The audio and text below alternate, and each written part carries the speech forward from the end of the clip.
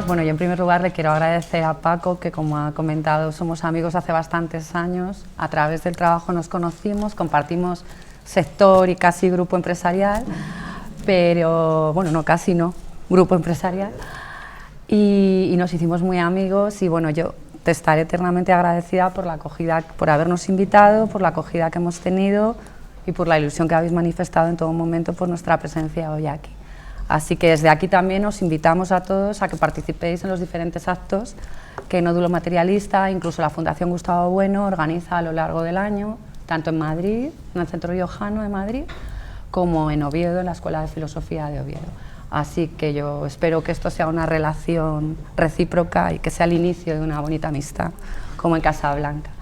Bueno, yo sin más dilación voy a hablaros del trabajo en la España de las tres culturas.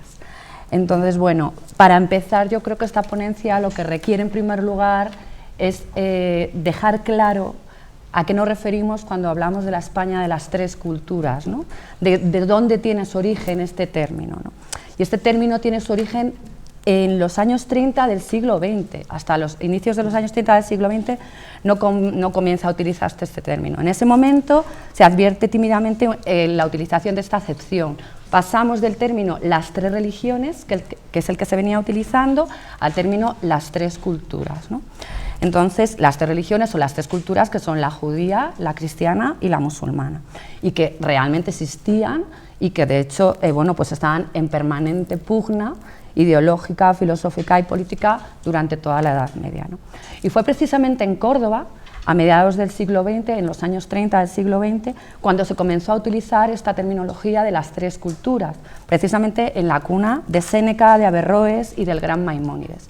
¿Por qué? Bueno, pues porque en el año 1929, en enero, la Real Academia de Córdoba consideró que era el momento de crear dos cátedras de estudios semíticos, la Cátedra de Estudios Semíticos de Lengua Árabe y la Cátedra de Estudios Semíticos de Lengua Hebrea. Y inmediatamente después, la Diputación Provincial creó el Centro de Estudios Andalusíes, dedicada precisamente al estudio de estas dos cátedras. Entonces, aquí tiene su origen el término de las tres culturas, que luego ya todos hemos acuñado y que todos empleamos, ¿no? Pero bueno, vamos a dar un salto en el tiempo, vamos a esa España de las tres culturas medieval, y vamos a centrarnos en ese momento, ¿no? A partir de la conquista de Toledo, de la ciudad en la que hoy nos encontramos y que también nos ha acogido, por Alfonso VI en el año 1085, se produce una floreciente convivencia de estas tres culturas, de estas tres religiones en aquel momento y tres culturas. Estas tres comunidades, a pesar de sus diferencias culturales, bueno, pues convivían y se fueron desarrollando paralelamente, ¿no? En un ambiente de respeto hacia sus costumbres. Pero, ojo, esto hay que tomarlo con muchísima cautela.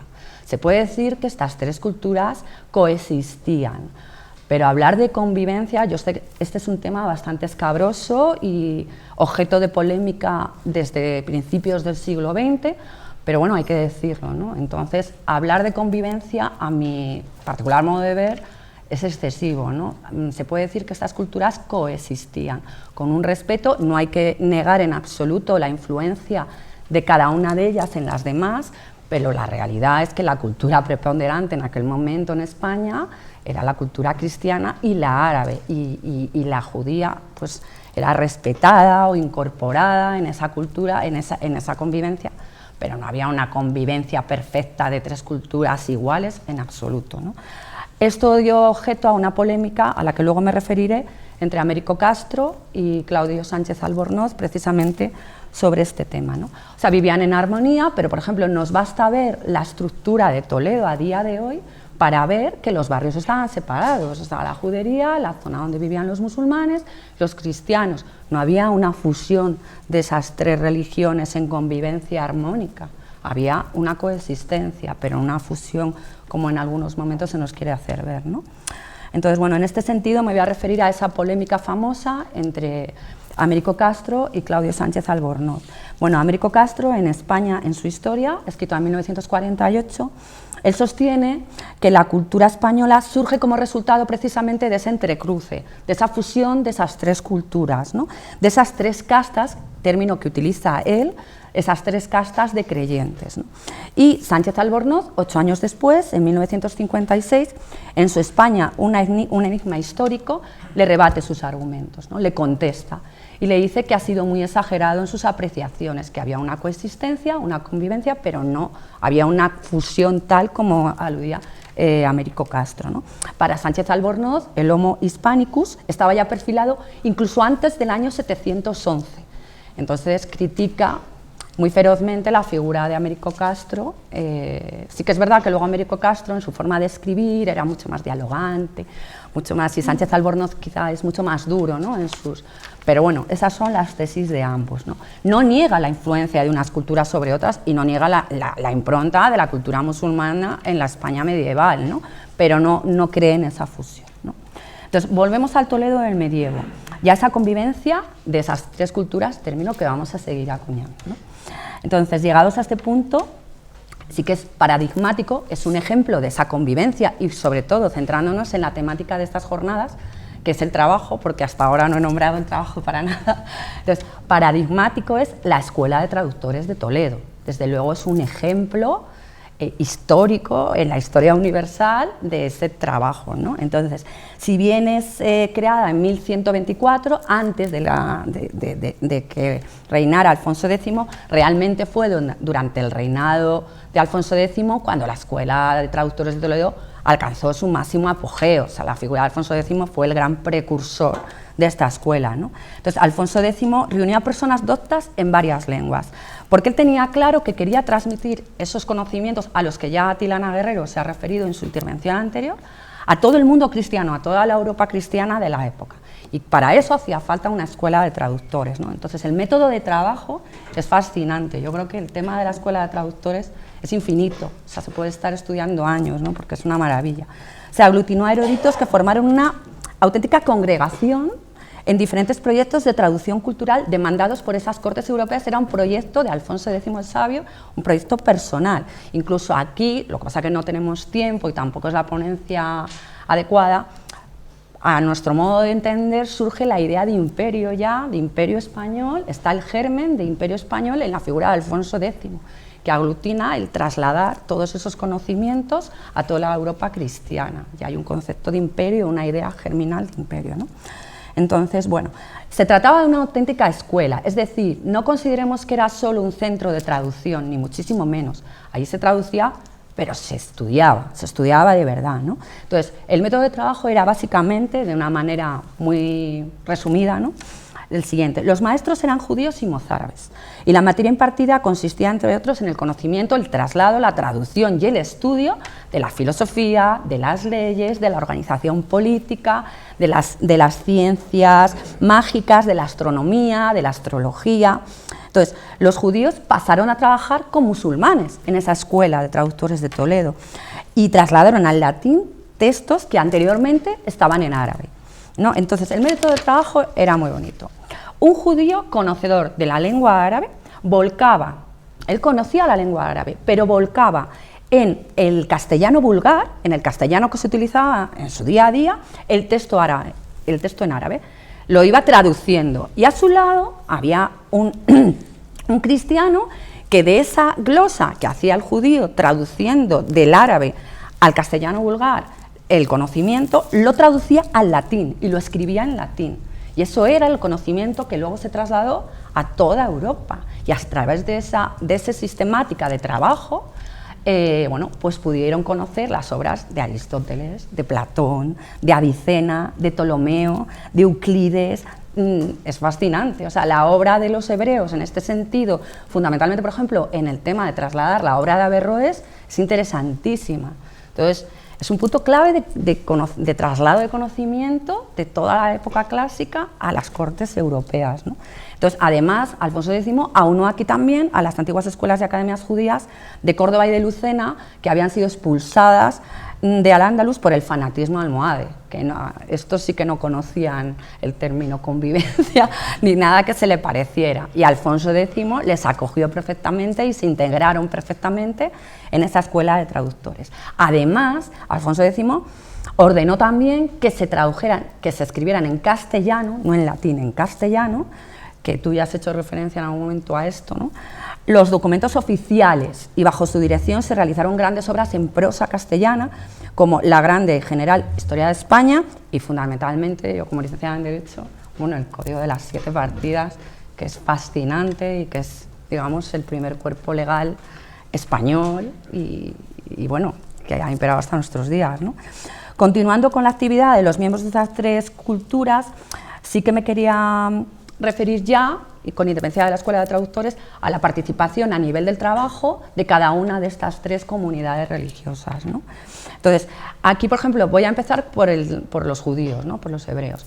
La reconquista en España, porque no olvidemos que estamos en un periodo de reconquista, entonces esto genera muchísimos problemas de índole económico, administrativo, diplomático, de organización política en la España reconquistada.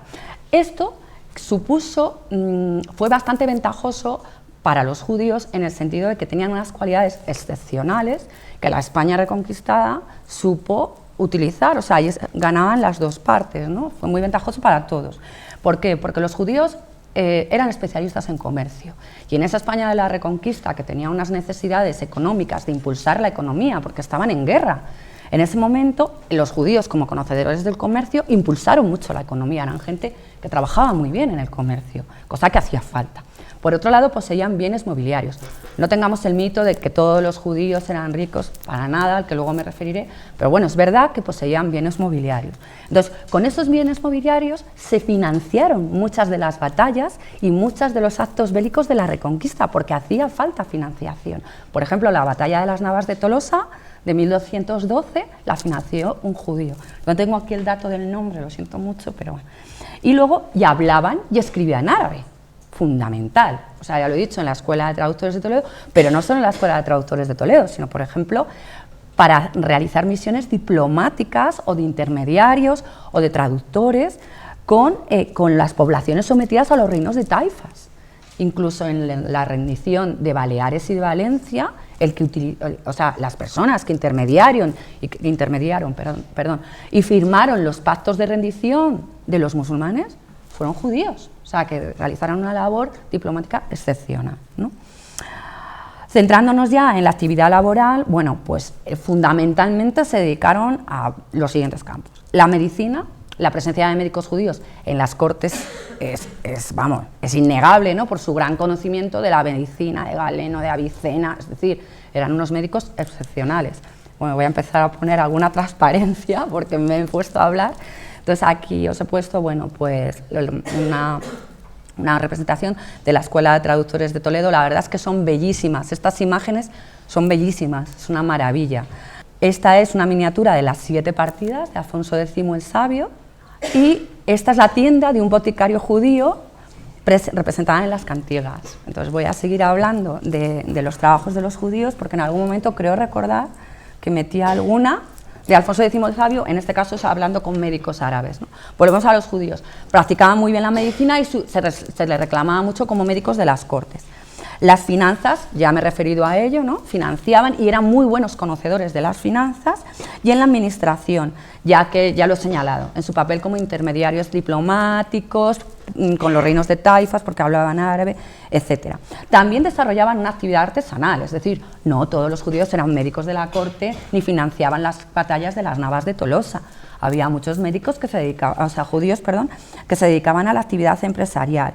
Sobre todo, bueno, en las aljamas judías, la mayor parte de la población se dedicaba a la actividad artesanal. O sea, por ejemplo, en Sevilla, en la aljama de Sevilla, se encuentran sastres, curtidores, zapateros, pellejeros, herreros, es decir, oficios similares a los que se desempeñaban en la población cristiana, ¿no?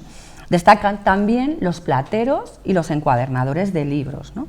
La artesanía de la piel también estuvo muy extendida entre los judíos, y por ejemplo en Calahorra, esto es un guiño a mi segunda tierra riojana y a mi padre, bueno, pues estaba muy extendida entre los judíos los curtidos de piel, donde tenían la actividad de los judíos con los curtidos de piel tenía un carácter primordial dentro de la economía de aquella comarca, ¿no? Entonces, llegados a este punto, no sé cuánto tiempo me queda. 5 minutos. ¡Qué mal! Bueno, llegados a este punto, voy a resumir brevemente solo el tema de la figura denostada, injustísima, del judío prestamista. Es decir, siempre se ha tendido a pensar como el judío usurero de la Edad Media que se aprovechaba. La realidad es muy diferente. La realidad es que la Iglesia Católica prohibió el préstamo con interés, cero interés. O sea, para la Iglesia Católica el préstamo con cualquier tipo de interés era considerado usura. En paralelo, las leyes regulaban en el Reino de Aragón, creo que era el 20%, se permitía el 20% de interés, y en el Reino de Castilla el 33%. Pero para no cristianos, porque los cristianos no podían prestar con interés, aunque fuera menos del 33%, porque incurrían en usura, incurrían en pecado, y serían condenados. ¿Qué pasa? Que para esto los judíos sí que podían, no eran cristianos, no incurrían en pecado, entonces podían prestar, siempre manteniendo ese límite del 33%. Pero ¿qué pasa? Que como la situación económica era muy mala, lo que sucedió es que las garantías eran muy malas, los prestamistas judíos perdían muchas veces el crédito que concedían porque no se les devolvía. Entonces, con toda la lógica del mundo, comienzan a tomar precauciones. ¿Y qué hacen? Bueno, pues exigían prendas por un importe igual o superior al prestado al inicio del préstamo, o exigían el pago de los intereses al inicio, y el préstamo solo constaba por el principal, porque lógicamente se tenían que cubrir.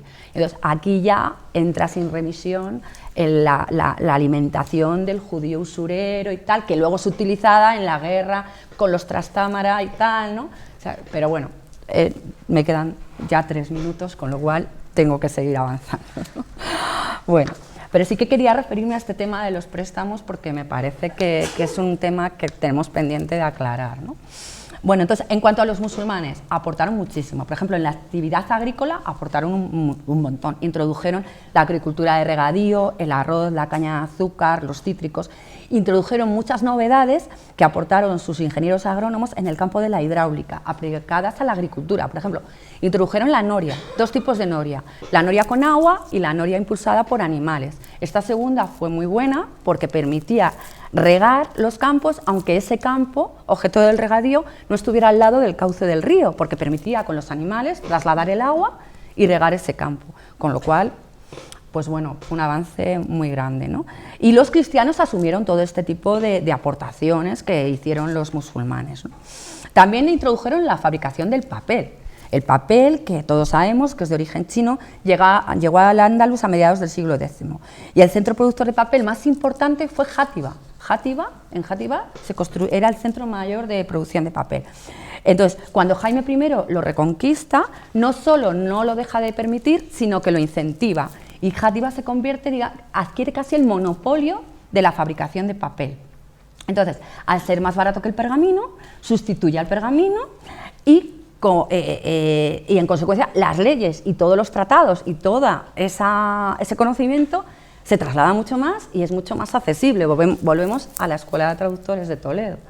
Entonces, en la música, bueno, como ya tengo muy poco tiempo, sí que quería referirme, bueno, pues a la música. También los árabes aportaron mucho en este tema, hay muchas influencias tanto musulmanas como hebreas, ¿no? O sea, algunos autores como Julián Rivera destacan la influencia islámica en las propias cántigas de Santa María. Aquí creo recordar que metí una imagen de las cántigas de unos músicos, ¿no? Y en los juegos, por ejemplo, destacan el ajedrez, introducido en la España cristiana por los mozárabes en el siglo X. Los musulmanes, si bien su origen no está del todo claro, se habla de que el origen del ajedrez podría estar en Persia, lo cierto es que los musulmanes lo introducen en Al-Ándalus, y en el libro de ajedrez de Alfonso X el Sabio aparecen cristianos, judíos y musulmanes jugando al ajedrez, que creo recordar está aquí. En el libro de juegos, un monje cristiano y un caballero musulmán juegan al ajedrez. Y yo, como no soy erasmista, pero soy muy amiga de mis amigos, ya termino mi ponencia.